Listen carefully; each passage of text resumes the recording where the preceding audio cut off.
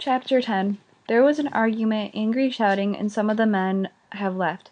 I must go on my own way somehow. I must get away from these men and find a place to rest before my foal comes. It was pure joy having Beban home. That first day her mother simply put her into her bed. Poor Beban had wandered for days, dark and light, without a moment's rest. Then she had found our creek and followed it home. Beban rested for a day. That helped us prepare for the feast of Beltane.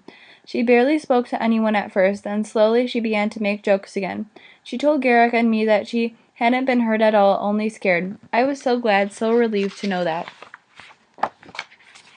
We were not having any of Anthony's noblemen as guests. They would spend Beltane in far fancier surroundings than we could offer. It was fine with us. No one wanted them. Everyone was in good spirits, though. We were all weary. Under my father's relentless goading, the plowing was finished, gardens were planted, and all our work caught up. We had no oats left to make the traditional Beltane grain soup. Still, my father ordered 2 pigs killed to roast. 2. That meant there would be enough meat and blood pudding for everyone. Talking and laughing, the men dug a deep pit at sunrise and laid a fire in it, with a layer of stones beneath the wood. They kept the flames high, and the sharp scent of burning oak wood drifted through the tooth. Mother and I took baskets and walked the edge of the woods until we came upon a fine patch of lamb's quarters we had never seen before. The new little plants a soft green. If we didn't need it, my mother said, I'd leave it to grow and harvest bigger, and even then I'd leave some to make seed. She took out her herb knife and began cutting. I bent down to help. We left 1 plant and 5 untouched. On the way back we found cress and sorrel. The day was fine and warm, and my mother sang old songs as we walked. Fallen's favorite cousin had a basket of apples stored deep in the ground on the shelves of his korak. They were wrinkled, and some had molded stems and cores, but most were edible.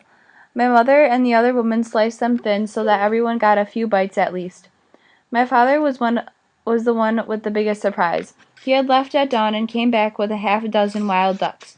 The women were overjoyed. The littlest children ran in circles laughing. Magnus began around us singing. So now on the first day of summer, when we usually had so little to eat that we celebrated quietly with prayers and songs, my father's people had reasons to think he was wonderful. I stood off to one side watching. I knew that tonight, by our own house hearth, he would be full of angry war talk again. Or he would be shouting at me for some small thing.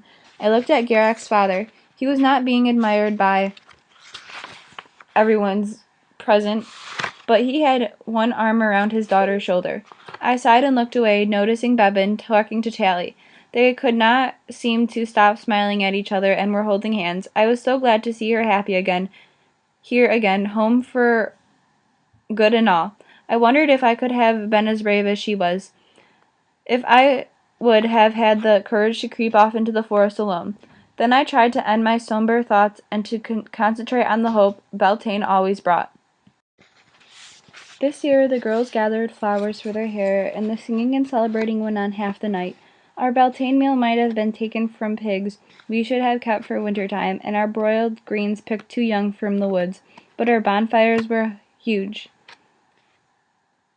My mother says the custom of the fires comes from somewhere backward in the fog of time, long before the Normans, long before even the priests and the abbeys and their saints.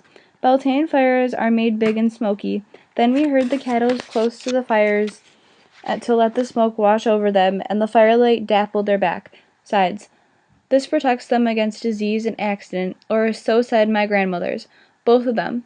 People prayed aloud only to the saints, especially when there were priests near enough to hear. I am sure that many silently asked the old gods and the fairies for help as well. I did, and we still ran the cattle between the fires. The day after the feast, with the men still tired and some with headaches from the holiday honey mead, we prepared to leave for the high pastures with the cattle. I was still scared, but I was excited, with Beban back, to be going up to the high pasture with the cattle. If the gray mare had not been stolen, I would have begged my father to let me take her with us. As it was, I only begged him to keep an eye out for her. I will, he said, looking over my head and shouting out an order before he looked at me again. I will. I thanked him. I have watched you working, he said suddenly, focusing on me. You aren't lazy. Praise from my mother made me blush. Praise from my father stunned me senseless. Thank you, I stammered. Be sure you all take turns keeping watch at night, he said. I nodded. I will send a few men in a fortnight to bring back whatever cheese and butter you've made. He looked hard at me, then at the sky. I thought he was going to speak again, but he just let out a long breath and walked away. We're depending on you, my mother said after he had gone. Then she kissed my forehead. We had a fair amount to carry. I had already sorted out my load, but I did it again because I was too jittery to stand doing nothing. Each of us had a linen sack filled with whatever we couldn't leave behind. I was bringing an extra lean, the one that was a little too small now, an old yellow brat of my mother's, and a blanket. We all carried a little food, a tiny portion of whatever our families had left, as well as a separate sack that held what we would need to make cheese. I carried my share of the sheepsgut rennet and packets of salt and herbs to flavor the cheese. To eat we would rely on scant milk, greens from the woods, and whatever we could find until calving began and the cows came back into milk. Then we would start making cheese. The salt and rennet we're carrying would be used up, but visitors from home would bring more and then take our new-made cheese and butter back to the tooth. While we worked at the dairy, our families would labor in the fields. If the wheat and corn grew well, if the peas and vegetables were kept free of beetles and bugs, soon none of us would be going to bed hungry. It made my mouth water to think of pea porridge. The Beltane feast had been the first and only generous meal any of us had in months. I hefted my sacks, then tied the open ends together to sling them over my shoulder. I was grateful that the cauldrons and pots we would need were already there. I find myself watching my mother as she talks to Bebin's mother. They had both taken the cows to high pasture many times as girls. Bebin and Garrett kept looking at their mothers, too. I suppose I wasn't the only one who was a little scared as we stood waiting for the herd. The boys had gone to drive the cattle down the slope, bringing them from their grazing. Dalefield and Innerb, the two older girls who would be guiding us, had gone with them to make sure no animals were left behind. Fallon's uncle would send some of his sheep, the ewes with half-grown lambs. Normally he would have been taking some of the horses too, but this year we had none to spare. My mother and I held each other tightly for a long time. You will do fine, she whispered.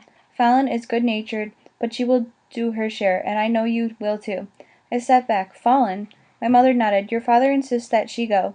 He says she can help with any problems. I did not say what I was thinking. My father was probably sick of her. Having Fallon come with us solved his problem. What I said to my mother was this: I wish you were coming. She stroked my hair, and I closed my eyes. I will miss you, she said.